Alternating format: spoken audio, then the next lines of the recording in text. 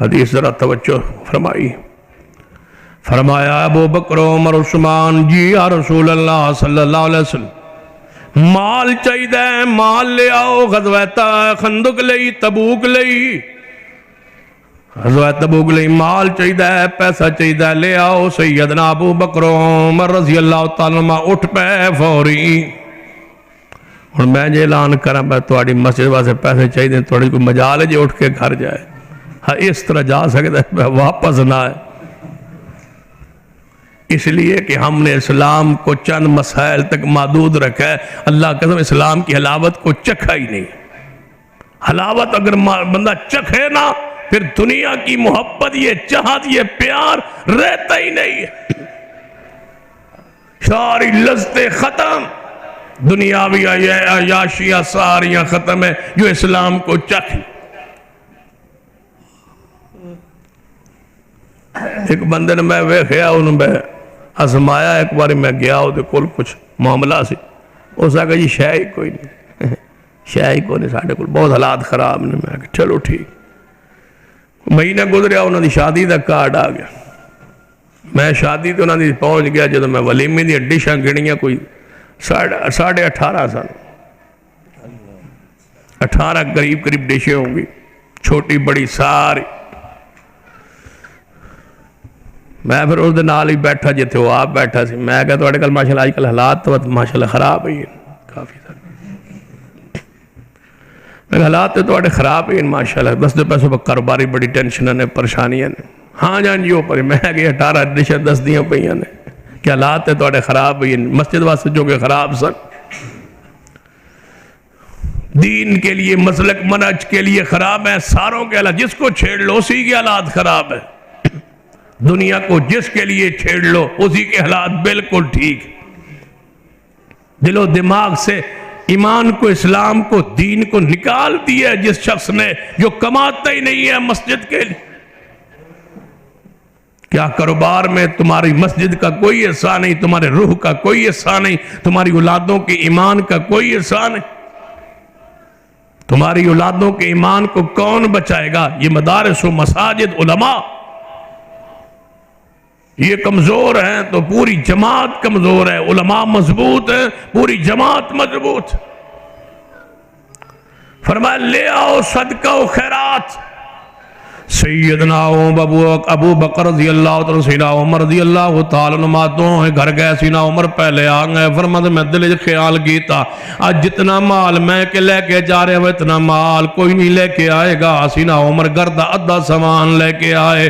فرمایا یا رسول اللہ اے سامان لے آیا. فرمایا عمر کی لے کے آیا. فرمایا مبو جی گھر گیا وہاں سارا گردہ سامان 2 حصے تقسیم کیتا ہے. آدھا سامان لے آیا آدھا گھر والے بال بچے لے رکھا آیا وہاں. فرما عمر رضی اللہ تعالیٰ مطمئن بیٹھے نے. لمحات گزرے سیدنا صدیق پہنچ گئے.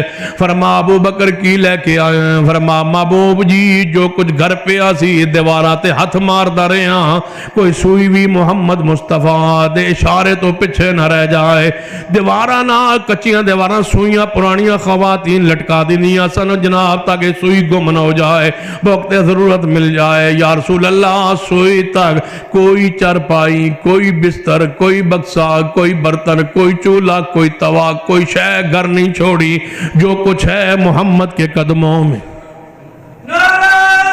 سیدنا ابو بکر رضی اللہ تعالیٰ باپ بھی ہے، ماں بھی زندہ ہے، بیویاں بھی نے، اولاد بھی ہے، بیٹیاں بھی نے تے شادیاں بھی کرنیان، بیٹے بھی نے، پوتے بھی نے، نواسے نواسیاں سارے خاندان بھرے ہوئے ہیں.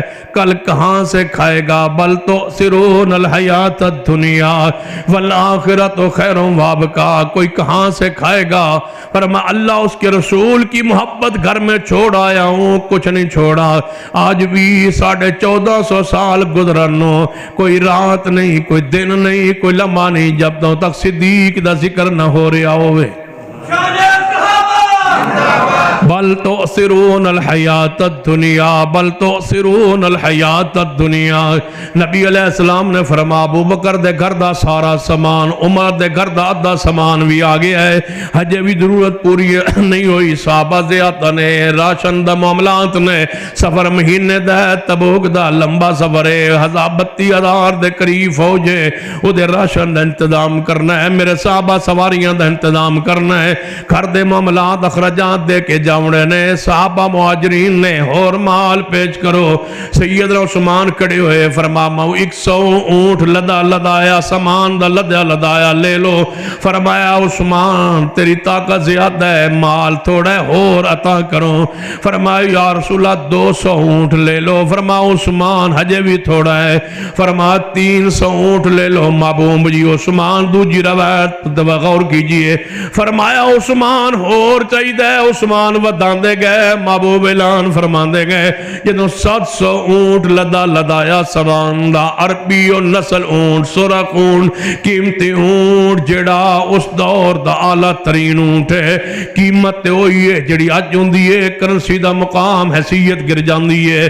اس دور اندر تے اس دور نے کرنسی دا ریٹ تے ہوئی ہے، صرف جناب ڈاؤن ہوندا ہے، باقی کرنسی دی حیثیت ہوئی ہوندی ہے. جڑا اس ویلے 1 درہم دا جناب چیز آندی سی، آج جو 1 لاکھ دی وہ چیز آندی ہے، جناب حیثیت اس دی گر گئی ہے. لیکن اسی طرح جویں ہن لکھ کمانا مشکل ہے، اس ویلے 1 درہم کمانا مشکل ہے.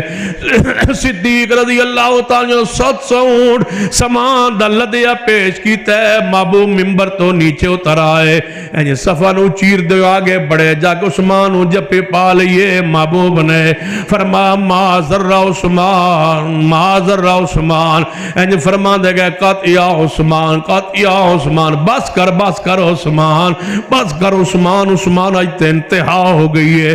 محبوب نے جا کے سینے پنا لگا لیا ہے. سینہ مال دی وجہ تو، دولت دی وجہ تو.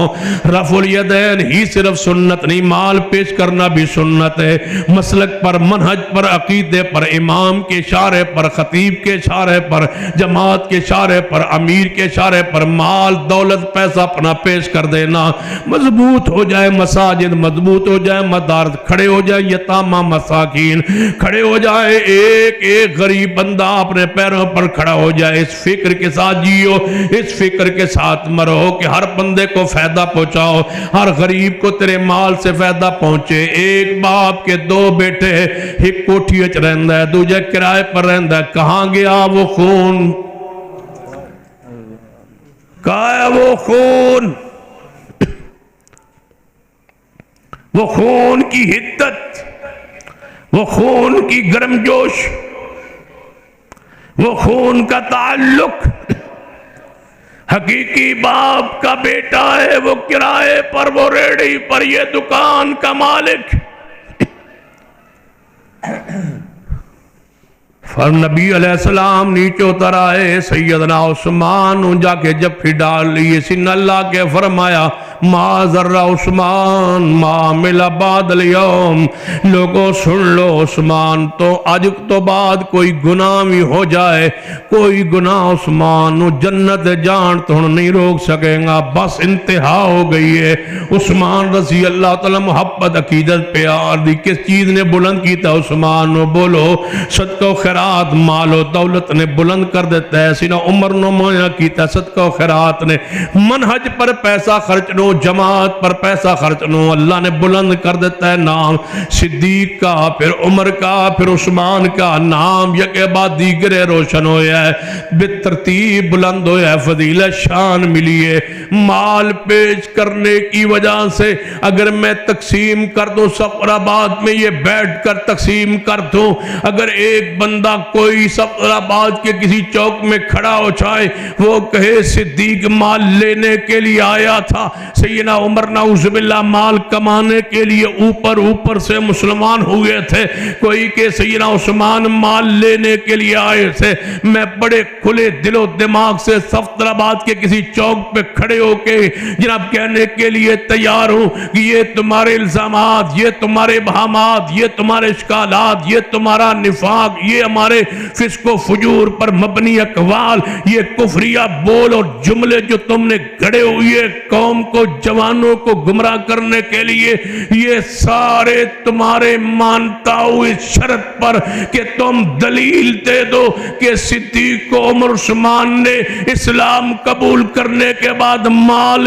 کیا کمایا ہے، وہ فرض تم پیش کر دو اور میں کسی چوک پہ کھڑا ہو کے پیش کر دو صدیق کو عمر عثمان نے اسلام پر، دین پر، رسول پر، شریعت پر، دین پر، منہج پر، آل بیت پر، علی پر، حسن پر، حسین پر، فاطمہ الزہرا پر، آل رسول پر، اہل بیت پر جو مال لٹائے ابو بکر عمر عثمان نے اس کی فہرست میں پیش کرتا ہوں۔ زمانے کی کوئی کتاب صدیق عمر عثمان کا مال کمایا ہوا ثابت نہیں کر سکتی۔ اسلام سے، دین سے جو انہوں نے مال لیا ہو، پیغمبر سے جو لیا ہو، جو لٹائے، اس سے قرآن اور آیات و حدیث بری پڑی ہے تو میں کہہ سکتا ہوں صدیق عمر عثمان مال لینے کے لیے نہیں آئے تھے، مال اسلام پر لٹانے کے لیے آئے تھے۔ بل تؤثرون الحیات الدنیا، بل تؤثرون الحیات الدنیا، ایک موقع لاؤ جہاں صدیق عمر عثمان نے دنیا کو ترجیح دیو۔ لوگوں نے کہا مانی نے زکوٰۃ کے خلاف لشکر نہ بھیجیے، فرمایا کیوں نہ بھیجو؟ لشکر اسامہ کو روانہ نہ کیجیے، فرمایا جس کو پیغمبر بھیج چکے تھے کیوں روکو؟ منکرین ختم نبوت مسیلمہ کذاب کے خلاف لشکر نہ بھیجیے، فرمایا جھوٹا نبی ہو اور صدیق زندہ ہو، کہاں مدینہ خالی ہو جائے گا۔ صدیق تیری عزت، عظمت، شان، مقام، تقوی، زہد، للہیت، دنیا کی بے پرواہی، لاپرواہی، دنیا کی کوئی فکر نہیں ہے، کوئی چاہت نہیں ہے، کوئی محبت نہیں ہے۔ صدیق کو دیکھو کیا فرماتے ہیں، فرماتے ہیں اصحاب رسول سن لو، سارے افواج، سارے مجاہدین، سارے جوان محاذوں پہ جائیں، مانین زکوٰۃ، مرتدین، مسیلمہ قذاب اور روم کی طرف سارے لشکر کے جتنے اللہ ساتھیوں کو بھیجا گیا، ترتیب دیا، سب چلے جائے، مدینہ خالی ہو جائے، میں اکیلا صدیق رہ جاؤں، مجھے جنگل کے درندے پرندے میری میت کو نوچ کے ٹکڑے ٹکڑے کر دیں، یہ گوارا ہے؟ اسلام پر آنچ آئے، یہ صدیق کو گوارا نہیں ہے، ایسے نہیں ہو سکتا۔ یہ وہ شخصیات تھی جو ہماری آئیڈیل نمونہ ہے۔